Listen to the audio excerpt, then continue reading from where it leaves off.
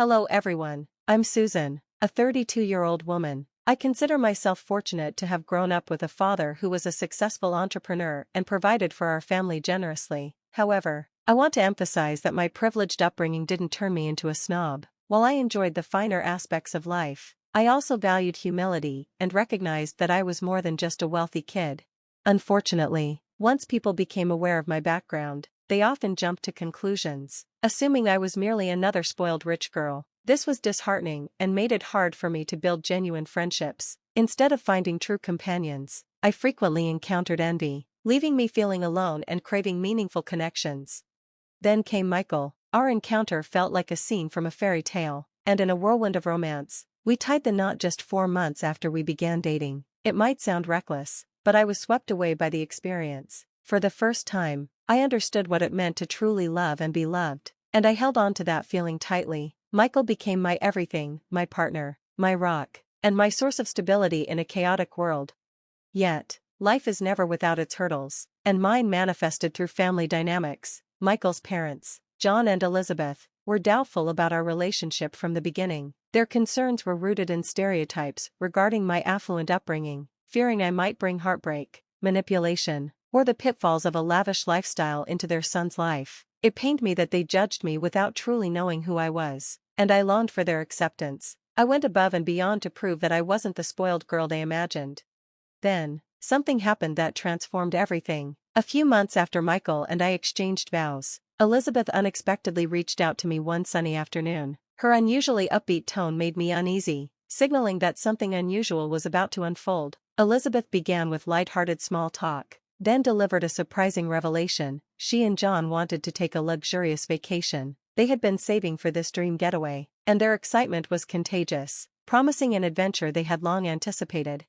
In an effort to win Elizabeth over and strengthen our bond, I impulsively offered to cover all the expenses. "Really? Would you do that?" she asked, incredulous. "Of course," I replied. "You're family to me, and I want you to enjoy this trip without worrying about costs." Although Elizabeth hesitated, claiming it was too generous, I insisted, hoping to demonstrate my love and commitment to making this a memorable experience for all of us. She was elated at the idea, and I hoped this gesture would show how much I cared and was willing to support them. Elizabeth accepted my offer and assured me they would handle the planning, telling me not to fret about the details. As the trip drew near, we were all buzzing with anticipation. Michael and I discussed the activities we would enjoy, and in my enthusiasm, I even booked first-class tickets for everyone, aiming for the utmost comfort during our journey.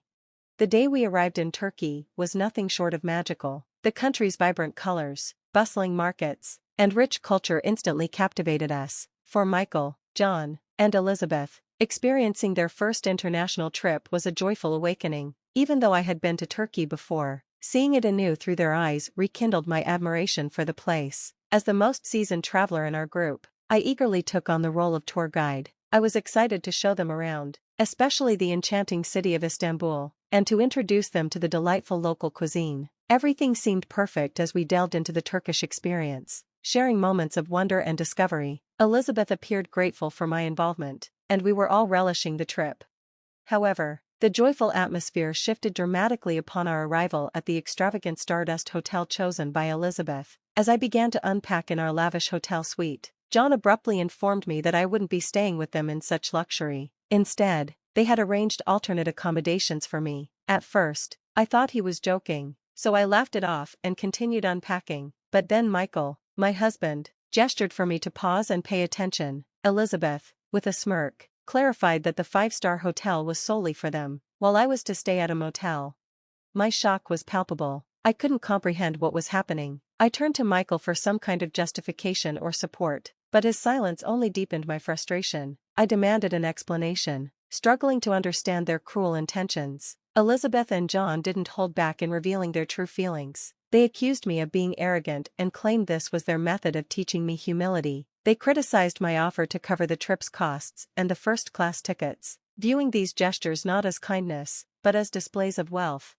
Their accusations were unfounded. I had only aimed to share a wonderful experience with my family, not to flaunt my financial standing. Their words pierced me, accusing me of being obsessed with money and asserting that I acted superior due to my privileged background. They even spitefully speculated on what would happen if my family lost everything. implying I would be worthless without my father's wealth. I was furious, defending myself by asserting that I had always appreciated what I possessed and never viewed myself as superior to anyone. All I wanted was to create a memorable experience for my family, and I saw nothing wrong with that. The smug expressions on John and Elizabeth's faces revealed their deep-seated contempt for me. It was clear they were willing to go to great lengths to belittle me, completely disregarding the emotional damage their actions would inflict. Turning to Michael, I sought even a hint of support or understanding, yearning for a moment of solidarity in the midst of this chaos. His face was etched with regret as I pulled away from him and declared, "You're all idiots, and I must be a fool for ever trusting any of you." My anger was like an uncontrollable blaze, compelling me to gather my things and storm out of the room with the force of a storm. I was boiling, unable to comprehend their cruelty. As I made my way down to the lobby, my phone buzzed with a message from Elizabeth, boldly sending me the address of the miserable motel they had booked for me. In that moment, I made the decision to cut all ties with them, blocking their numbers to rid myself of their toxicity. Alone in the lobby, I felt utterly abandoned, my hope fading when I learned that the hotel was fully booked, a final blow to my already shattered heart. Overwhelmed, I found myself crying in the lobby, the embodiment of my isolation. It was then, in my moment of despair, that I decided to call my dad. I shared the entire experience with him, from the heartbreak of betrayal to the humiliation of being left without a place to stay. He listened with empathy, his voice a soothing balm to my wounded soul. "Oh, sweetheart, I'm so sorry you're dealing with this. Remember, with our kind of wealth, there will always be those looking to exploit it. It's a harsh reality, but it doesn't diminish your worth." I opened up to him about Michael, expressing my disbelief and hurt, feeling foolish for ever believing things could be different between us. My dad's wisdom served as a gentle reminder that the failures of others do not define us. "You're strong," he assured me, instilling a sense of resilience within me. "You'll get through this. Just as you've faced challenges before, you're not alone." He was curious about where I was. "I'm at the Stardust Hotel, but they're saying there's no room," I replied, feeling defeated. His response hinted at a playful defiance against my predicament, suggesting I had the power to change my circumstances if I chose to. Though he meant to lighten the mood, his words reminded me of my support system, no matter how dire the situation appeared. Why would I upset all these guests? They're here to enjoy themselves, not to get involved in my drama. I vented to my dad, still in disbelief over the situation. "I can't believe it. I paid for these rooms, and they had the audacity to send me away." "Wait, did you say the Stardust?" Dad's interest was piqued. "Hang on, sweetheart, let me check something." He paused our conversation for a moment. When he returned, he was practically buzzing with excitement. "We'll tell those jokers to pack up. They're in my hotel." "Your hotel? What do you mean?" I asked, completely bewildered. It turned out to be an incredible story. Despite my advice against gambling, my dad had a rare lapse and ended up winning a hotel from a friend who, in a drunken state, gambled it away. This hotel was none other than the Stardust. It sounded like a scene from a movie, a twist of fate or an incredible stroke of luck. My dad, who had always hated losing at gambling, had unwittingly become the owner of the very hotel from which I had been expelled. "I can't believe this. It's insane," I said, still trying to process the news. "Now go reclaim your space. Those folks have no idea who they've messed with." "Thanks, Dad. I can't even begin to express how much I appreciate this," I said, filled with a newfound sense of purpose and strength. This unexpected turn felt like a ray of hope in an otherwise dark situation. I hung up the phone, feeling empowered and ready to confront whatever awaited me in Turkey. With my dad's support and this surprising advantage, I was determined to turn this challenging experience into something unforgettable. Fueled by righteous indignation, I marched back to the hotel room where Elizabeth, Michael, and John were staying. My determination was unshakable as I knocked on the door, prepared to confront them. Michael opened the door, clearly taken aback to see me standing there, ready to flip the script. Before he could utter a word, I boldly declared, "I'm coming in whether you like it or not." As I stepped inside, Elizabeth's shrieks filled the room. "What do you think you're doing here? We already showed you the door," she yelled, mocking my return. "Look at her, thinking she owns the place." In response, I couldn't help but say, "Well, in a way, I kind of do."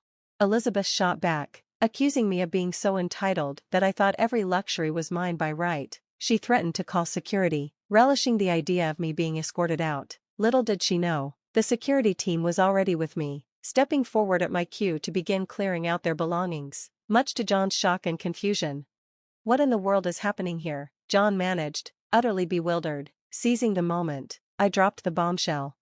"Actually, my dad owns this hotel, so it's time for you to leave. Your little scheme to humiliate me has just backfired." Elizabeth and John stood in disbelief, unable to grasp the turn of events. "You'll regret this," John threatened, still in denial about the reality that I had indeed paid for our stay, making me just as much a customer as anyone else. Their pleas for understanding fell on deaf ears as they finally realized the gravity of their situation. Feeling suddenly exposed and without any options, they fretted, "Where will we go?" But I remained unyielding. "Perhaps the motel you booked for me could house you, though it may be cramped." "You have no compassion," John charged, casting me as the antagonist in their misfortune. "You're the real villains here, for how you treated me." I shot back, my patience thoroughly depleted. Michael's apologies came too late to matter. I informed him of my decision to divorce, eager to cut all connections after their betrayal. As they were ushered out, despite Elizabeth's sobs and John's objections, the harsh reality of their situation began to dawn on them. John's final jab, calling me a spoiled brat, only fueled my anger. While his words couldn't dim the satisfaction I felt at their departure, it did signal the end of a troubling chapter, forcing me to reflect on the unexpected turn my journey to Turkey had taken. In a moment of sheer irritation, I confronted John, delivering a blunt message about my disdain for their behavior. "You know, John, you can all just vanish." Watching Elizabeth, Michael, and John being led away by security, their faces a mix of shock and humiliation marked a significant shift. Hours later, I spotted them from my hotel window, aimlessly searching for accommodation. They attempted to reach out to me, probably realizing the depth of their mistake, but since I had blocked them, they resorted to sending desperate emails filled with apologies and pleas. I skimmed through the messages, feeling no compulsion to reply. I called my dad to update him on the situation, unable to shake the image of their pitiful state from my view. They seemed completely lost. "Dad, it's remarkable how hard they're struggling to find a place." My dad then revealed he had intervened, using his influence to complicate their search for a hotel even further. "I may have made a few calls," he admitted, having ensured that their names would not easily gain them entry to any establishment in the city. I wondered if this might be excessive. Yes, they had been cruel, but the extent of our retaliation felt extreme. My dad, ever protective, argued it was a necessary lesson. They needed to grasp the consequences of their actions. He insisted. I appreciated my dad's desire to protect me, but I couldn't help but wish we hadn't gone too far in our response. "I hope this doesn't haunt them indefinitely," I pondered, wishing that ultimately this experience would lead to their growth rather than define them. "Hopefully, they'll take this time to reflect and improve," I said, looking forward to moving past this incident and enjoying the tranquility and beauty that Turkey had to offer, supported by my dad's love. After the whirlwind of events, I found comfort in my dad's words, reminding me of my resilience, strength, and right to happiness. "You're the best dad," I expressed, grateful for his unwavering support. It was both ironic and satisfying to discover that Elizabeth, Michael, and John ended up at the shabby motel they had initially booked for me. Their plans had backfired, landing them in the very discomfort they had sought to impose on me. Meanwhile, I sat alone in the spacious hotel suite we were meant to share. The feeling was bittersweet. On one hand, I reveled in my newfound freedom, the liberty to do what I wanted without judgment or pretense. Yet, the solitude also prompted moments of reflection on the rapid changes that led to my isolated stay. Despite the occasional loneliness, I recognized that being alone was far better than the company of deceitful people. A moment of clarity washed over me, affirming my worth and the realization that I deserved so much more. Empowered by this insight, I sent Michael the divorce papers. His pleas for reconciliation and promises of change fell on deaf ears. I had seen his true nature and understood I deserved someone sincere, not just hollow apologies. Though my time in Turkey was spent alone, it became a journey of self-discovery. Upon returning home, I decisively removed all reminders of Michael from my life, indifferent to the path he and his family chose to follow. This experience imparted the invaluable lesson of seeking happiness within myself instead of depending on others' approval. I embraced my independence, committing to personal growth, pursuing my interests, and surrounding myself with uplifting influences. With each passing day, I felt my inner strength and confidence blossom. The scars of the past began to heal, making way for newfound self-appreciation. I learned that true happiness lies in authenticity and self-love. Not in the validation of those unworthy of my time. My time in Turkey, with all its lessons, became a pivotal chapter in my life, steering me toward a future filled with self-acceptance and authenticity. With a determined heart and a smile, I stepped forward, leaving behind toxicity and embracing a life filled with joy defined by my own standards. Thanks for watching. I look forward to seeing you again in the next video. Stay amazed.